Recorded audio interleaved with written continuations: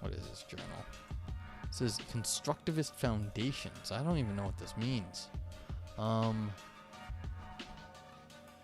There's a commentary, but yeah, whatever. We'll find out. Alright, so I'll give this one a quick read, because it's 2 pages, even though it's triple columned. Not that big words, but we'll find out. So, as always, feel free to ask questions along the way. Let me know what your thoughts are. I don't know anything about this. It's my first time reading it too. I'm just going to give it a shot. See where we go. Let me drop the music a little bit. Okay, this is by Mog Stapleton in Constructivist Foundations. I agree with Laura Candiotto that listening is a crucial part of an active thought, and that this listening is an active, engaged letting be of the other that can be characterized as love.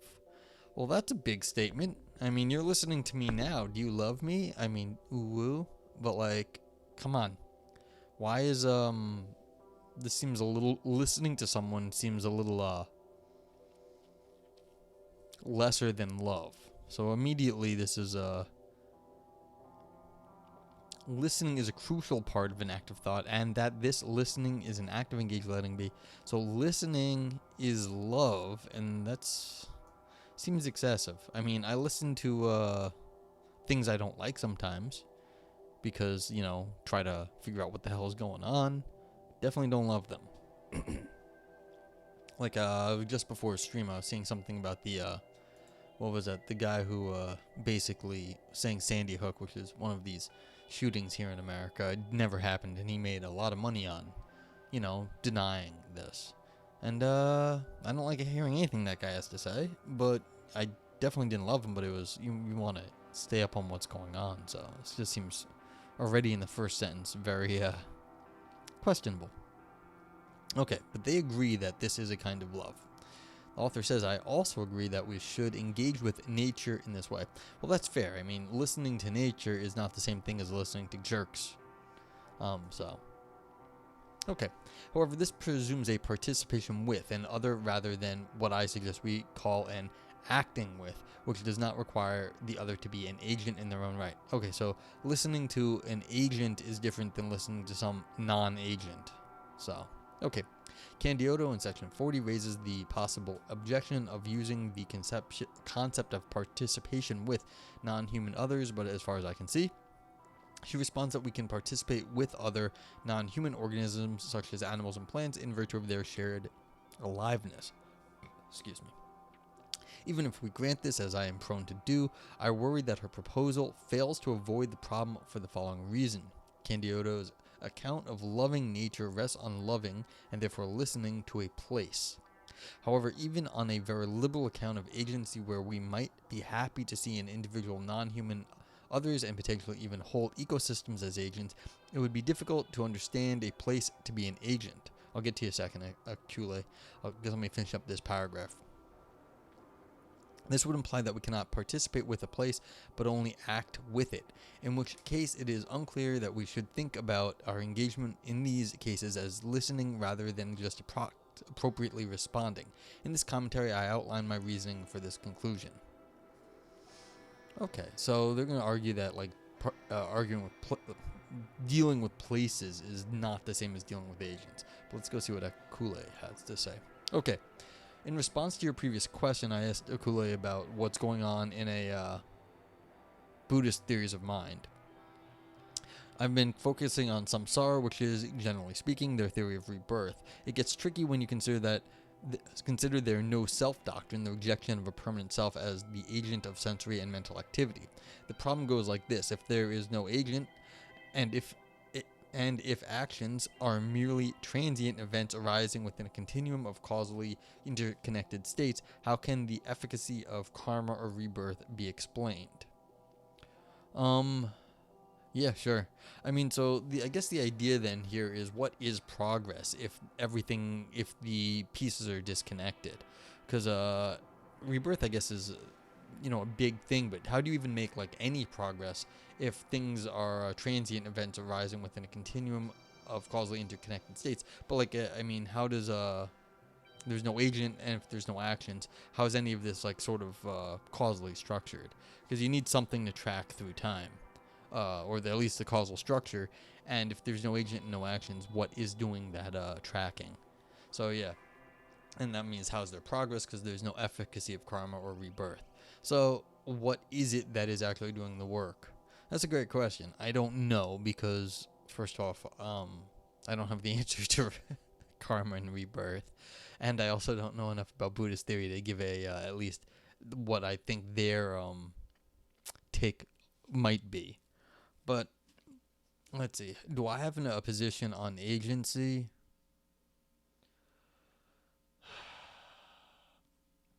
I probably could think of something, but the whole point here is like, well, what is progress? And basically, as far as I'm concerned, did I do something better today than I might have done yesterday? And in that case, I don't have to, track any continuum before this. I'm just comparing different states, and do I think I'm doing it better now than before, whatever before is? And the answer is yes. Now the question is, where's the agent or the no self? Am I the same person? I don't care. It's the question of like, what do I do now in some sense? And so it's like, well, am I the same person as before? No. Am I better than that person before? I think so, or at least in some ways. So maybe there's something there, but yeah, I don't know how you're gonna hold on to a single, like, if you want to make a comparison, you have to make a comparison between two things, and yeah, that would be tough. All right, but yeah, good stuff. So like it's like good topics, and agency is very hard. So what the hell is that? Huh, I clicked on something weird. All right. Oh, what the oh, there's a link. There's a link embedded here. It's like every time I click on the page, it's going for a link. Okay. So the author here in this paper, okay, Akule says, the most frustrating part of reading into Buddhist theory is how diverse it is across different religious regions, communities, etc. There is no set theory across Buddhism, although you could argue the no self is fairly universal. Yeah, there's a lot of Buddhists out there that's very right. It has a long history. So it's like anything else. There's a lot of them, and it's been going on for a long time. So it's not like it's one thing to pin down. It's like even within like philosophy, if you get like a philosopher early in life versus a philosopher later in life, it's not going to be the same sort of stuff. And now we've got that times, hundreds, maybe if not thousands of Buddhist commentators. So yeah. But I mean, what people generally do is that, they hunker down and they look at, one school, one master teacher, whatever that is. But if you're looking for like the one answer, you're usually never going to find any one big answer. It's just there's too many different perspectives on stuff. Yeah. Yeah, I mean, like I said, I'm not a expert in these things. I have heard like I said, I have heard a few talks, but nothing I could bring up right now. Anyhow, the purpose of the target of the article is to propose a new account of loving nature by extending the inactive approach of social interaction, loving and knowing to the domain of nature. Candioto's motivation seems to be not purely abstract curiosity about nature, of love of nature, but is rather guided by an ethical imperative. We should care about what is happening to the world. However, caring about what is happening to the world is not sufficient. Just because I think I love the world, or think of myself as a nature lover, does not mean I do. And as the well-known aphorism by Thich Nhat Hanh goes, to love without knowing how to love wounds the person we love. Interesting. Perhaps less well known is the continuation of this thought in the subsequent sentence. To know how to love someone, we have to understand them. To understand, we need to listen. Interesting. All right, one sec.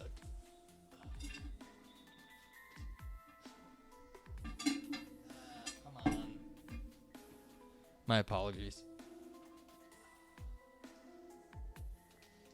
Forgot to set up my fan before this, and this room gets hot. I've got 2 lights and a big old computer. So yeah, so I don't know who this Thich Nhat Hanh is, but if I had to guess, because I've seen names like this, they're usually sort of there might even be a Buddhist person like that, someone there in that area. So it's interesting that To understand, we need to listen. And what do they mean by listen here? So that's what this author wants to know. What is it to listen to something that isn't an agent? And, thinking historically, most of our existence, at least as people, we're in communities. But until we've been living kind of urbanly as of late, we were in and around more nature. You can call like a city or like a suburban or whatever, like a city, a work environment, a kind of nature, but that's really a mitigated one. For most of our existence as humans, though, we were more out in the open with, things that weren't really under our control. So most of our time, we were hearing more nature than we probably do nowadays. So that's probably a big difference. There was less noise pollution, less light pollution. We were more, because that's sort of insulating us into our own little bubble when we are in like cities or towns or whatever. But when we get away from that, then we are hearing and seeing more nature than we probably do, most of us do now. Okay, author says, I take this kind of thought to motivate Candioto's proposal in an article that we should love nature in a particular way.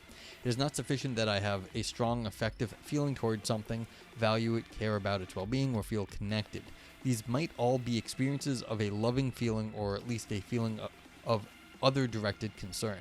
Still, these experiences individually or taken together are not sufficient, perhaps not even necessary for genuine love. For Candioto, drawing on work by Hande Jaeger on engaged epistemology, letting be and loving knowing, love is a kind of existential engagement in a dialectic of encounter. The particular characteristic of this existential engagement is an openness to the other that lets the other be. Reminiscent of not Han's advice, she terms this an active listening. This is an important concept that tracks with what has been pointed to and gestured at by applications of the inactive approach to various areas.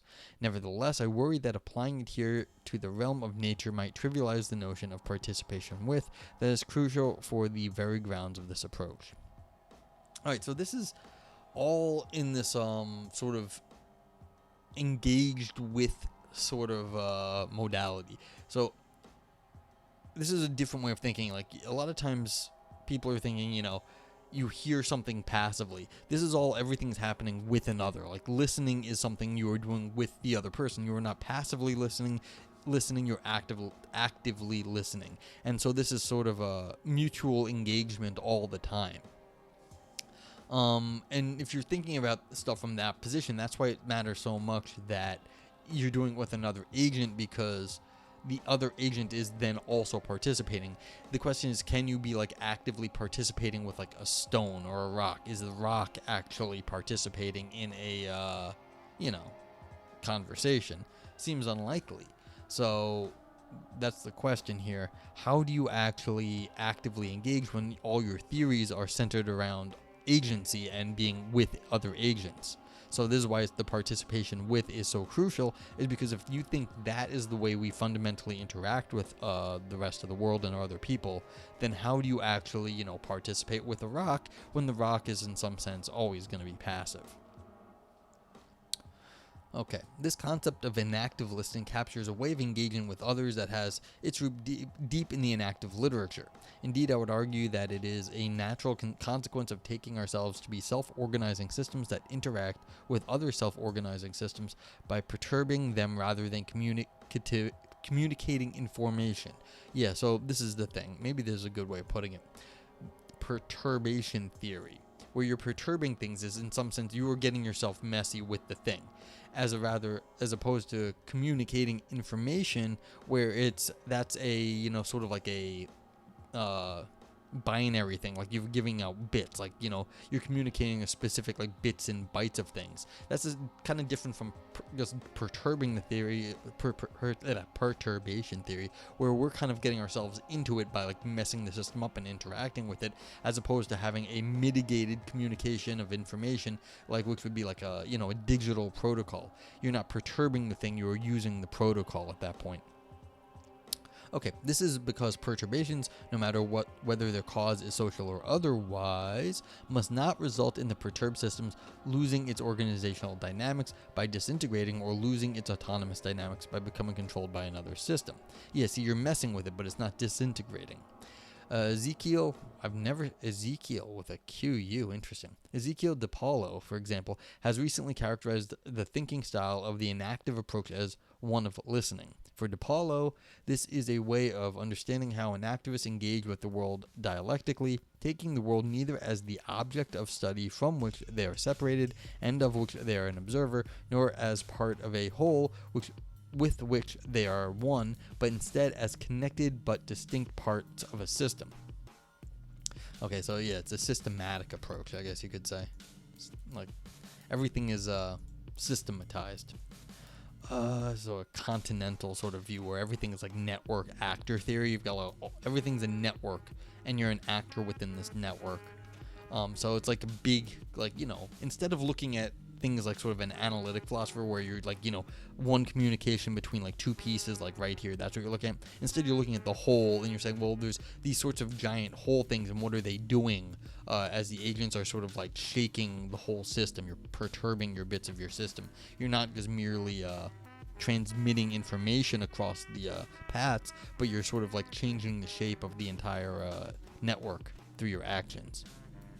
Okay, this tension between being both open to the world and distinguishing oneself from it as an identity is fundamental to our emerging as agents.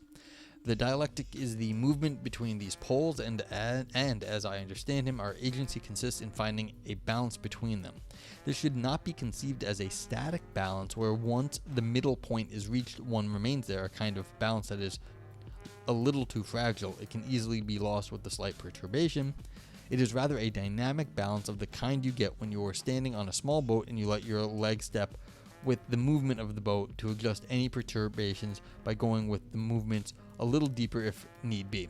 Okay, so you're trying to balance yourself is basically within the system. So it's not that you get to like a stable state, but you're always sort of balancing.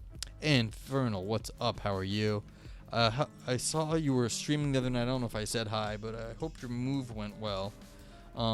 So everyone go check out Infernal if you haven't. Anne was recently an academic and then had some I don't know what you want to call them, interesting academic experiences with the assholes being on the other side of the experience, and decided to make a change for good reason. But Anne's good people and has good stream and good content, good conversation. So hang out with Anne if you're so inclined. Drop a follow. A small detour. Yeah. Yeah, we're reading this paper on, I don't know what this is, like this inactive theory, like we're like everything's an interaction. So I'm not really sure where we're going. We'll see. Okay. You are neither controlled by the boat nor control it, but respond to it appropriately, moving with it depending on your body shape and size and how much turbulence you enjoy or want to induce. Yeah, so it's like they're saying, like, yeah, you shake yourself in the boat and you're kind of like, you're shaking yourself in the water, but like you're always sort of within control, but you're still like, shaking the system. So there's perturbation theory. Okay. There we go. Thank you, Acule. Should we think of this as a dialectic of encounter or an openness to the other that lets the other be? In one sense, yes, as these capture something of the lack of ambition to control or dominate the boat. Instead, we move with the boat to both retain our viability and its, as my viability here depends on the boat's. You maintain our viability and its. Of course, the boat and its rocking have their own dynamics, which I must adapt to in order to be appropriately responsive to it. I must allow these dynamics to entrain me, and then subtly bring it about such that I entrain the boat if I want to steer the direction of the process, all without a breakdown of these dynamics. Yeah, I don't know if any of you have had this experience, but like in a boat, you can sort of like rock the boat if you want to get the boat to go where you want it to. So it's like, it's a very slow process because you're not like paddling. but you can sort of like, rock the boat very slowly, especially if you're not in a current. Like if you're not in a current, if you're in still water, you can sort of rock the boat extremely slowly in the direction you want to go. So it's like, this is how you do it, but like you can't overbalance because then you fall out. And if you kind of like you screw it up, then you end up like losing all the progress you made because you like slow your momentum, and that's really bad because it's a very slow process. So it's like, this is the sort of theory that they have here. They're just like sort of just shaking a little bit to go. Alright, I'm dropping frame. No, my frame rate's slow, but I'm not dropping frames. I apologize if I start dropping frames here. But yeah. Okay, so that's how they're sort of seeing your interactions with this world, with the world. You're balancing, but like, and then you can sort of like shimmy yourself in a direction, but it's a very slow process, and you can screw it up at any point. Okay. Yeah, so you can't like break down the dynamic. I am therefore working with the boat rather than against it in my attempts to survive the situation. This is, of course, a lesson that goes as far back as the well-known story in Zhuangzi, where the old man swimming through the whirlpools of the waterfall surprises Confucius by surviving with ease, by going with the water rather than struggling against it. Right. See Karen Lai, who discussed this example with respect to agency. Okay, so that's interesting. So they're saying basically, in the Confucian thing, or not the Confucian tradition. This is the way. I forget the exactly the philosophy of like the way, the Tao. But the idea is that you can't really ride a wave if you're trying to go against it. Riding a wave, you have to go with the wave, but only then can you actually do have any choice about which direction you're going to get pushed. Otherwise, if you try to go against waves, you're just going to get thrown around. And so that's the question. Like, if you're in the sort of system, how do you, shape the system? Well, you can sort of shape the wave, but you're mostly going with it. So this notion of width is, however, extremely one-sided, even when we are working with systems with their own dynamics, and even when those systems are self-organizing and self-sustaining, such as a whirlpool. When we interact with them, these systems do not flexibly adapt to our perturbations of them, even over time, but either rebound and sustain their dynamics or dissipate. That is to say, they are not agents. When we interact with them, the width is all on our side. We are the ones who are flexibly adaptive, who are appropriately responsive, and not them. The width still captures an important difference in the manner of my attitude and behavior, which distinguishes that manner from acting on or to it. Nevertheless, I am the one who balances the boat, as it is the surfer who surfs with the waves, and the old man who swims with the whirls and eddies. Moreover, because I am the one doing the withness, any letting be that I do is to refrain from interacting by trying to control the other than a letting be of another system to unfold in relation to me in the encounter. There will, of course, be some changes as a result of my actions, and these might, in a sense, unfold over time, but as the other in this context is not an agent, it does not participate in letting me let it be. That is, there is no genuine encounter here. I'm not so sure about that. Nature does react to us, especially like biological nature. Now, the person here is clearly talking about non-living things, and they said like plants and stuff react. But I mean, if you're going to allow the plants to be reacting, then you have to take in, the dirt and all the sunlight and the rain, all the things that you're changing. And so the idea that like all of nature is just like you can separate out the life from the non-life is, if you try to do that, it's a lot harder than it's gonna be difficult. Like, how do you actually separate out the animals from the dirt? I mean, the plants from the dirt. And then how do you separate out the animals from the plants? Like, yes, you can separate, well, this one's an animal, that one's a plant, but they live together. Like, this is a connected system. And so it's like you need to have even the geology in this sort of thing. And so, yes, when you look at it in sort of this abstract way, as like the whirlpool, like, and the whirlpool swirling waters, is that reacting to us? No. But maybe if you are looking a little bit wider, then it's not as clear where life starts and life ends, and what is reacting to you. Okay. And the author then continues. The examples I have been using are purposefully non-organic. We cannot take it as read that plants should not be we cannot take it as read that plants should not be considered agents or even cognitive in an active thinking. I am therefore very open to the idea that over a suitable time scale we can encounter plants or other organisms, and therefore as an active listening account of love would be fitting. However, as Candiotto explicitly says that her account is not one of our encountering individual parts of nature. Rather, hers is a situated account in which to love the earth is to love a place by inhabiting it with love. Okay, so this is what I was saying, is like maybe you can expand beyond just like individual plants, even though maybe you could live with a plant over time and like it would react to you. There are weird things out there where it's basically like, I thought they were like, playing music for plants, and the plants seemed to live better when we were playing music for them. So it's like there was an old Mythbuster episode, and they were just like, yeah, it looks like that's the case. If you play music for plants, they do better. It's like, why is that the case? I don't know. But like, why would our music help plants? No idea. But this is a question. What is it to be a plant versus being like organic life in a place? Like flora and fauna.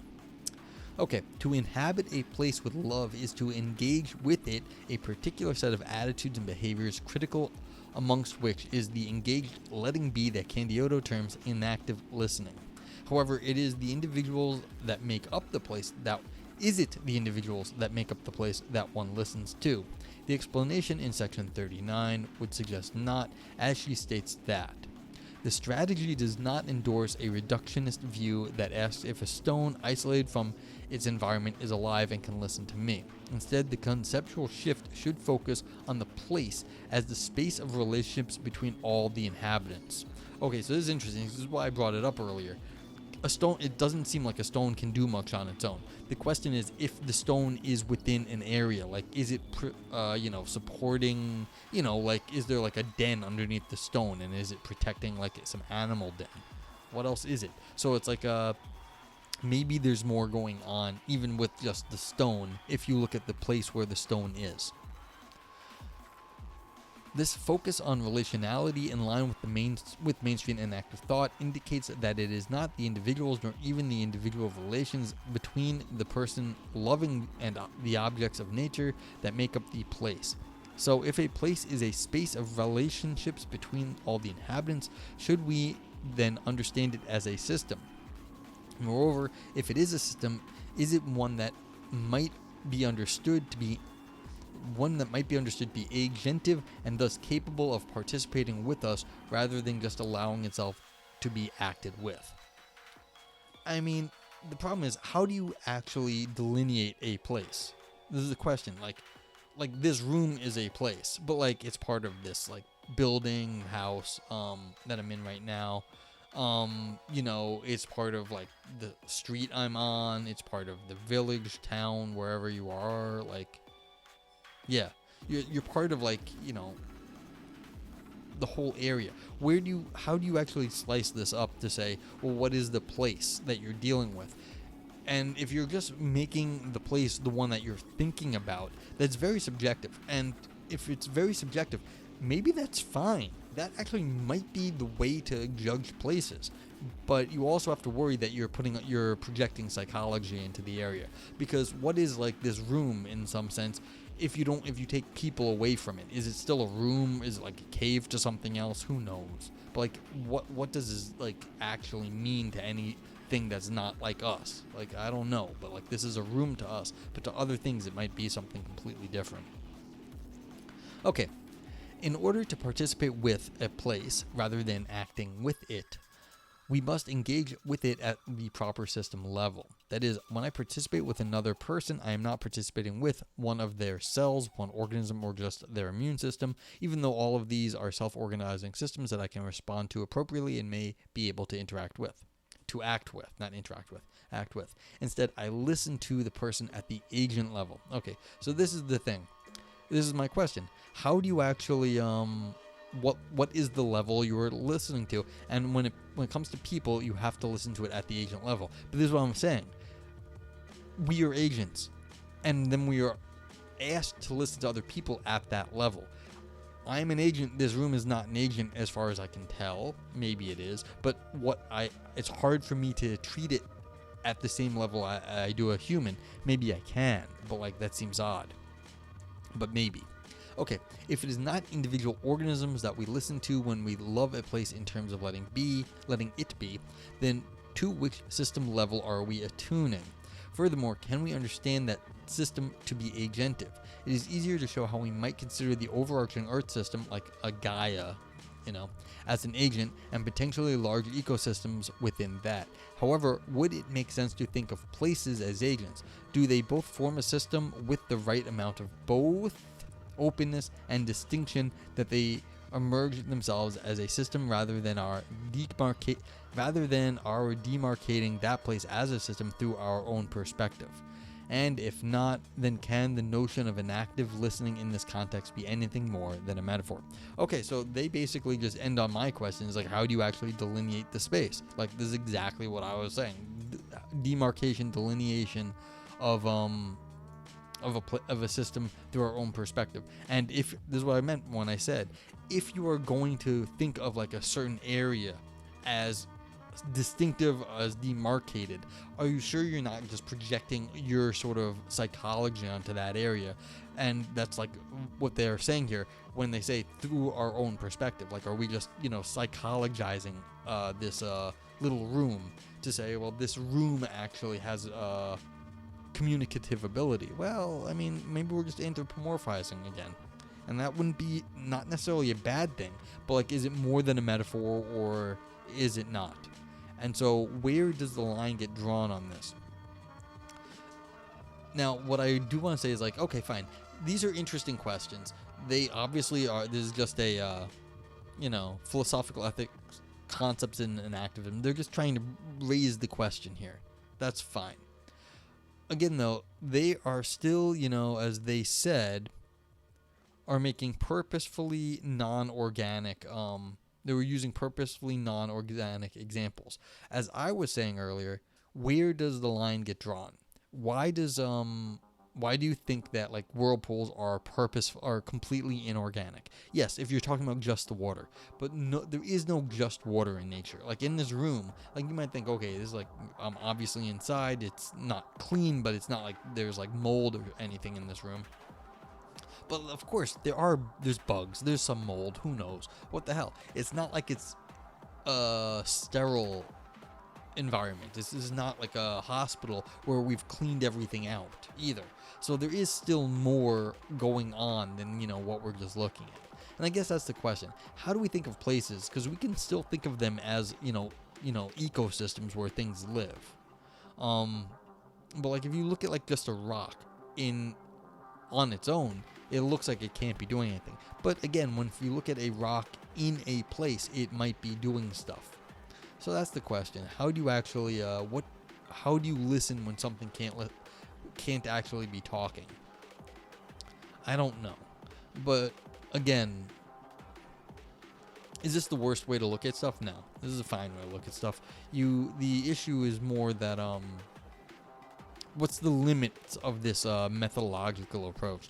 Can we look at the world in this way? I don't know. Seems fine, but I don't have anything else to say. But it's just like this is a way to go about looking at things in some sense to keep you actively engaged, and this is a way to like being with other things to like sort of get yourself closer in a philosophical sense to like other parts of the world. You're always with them.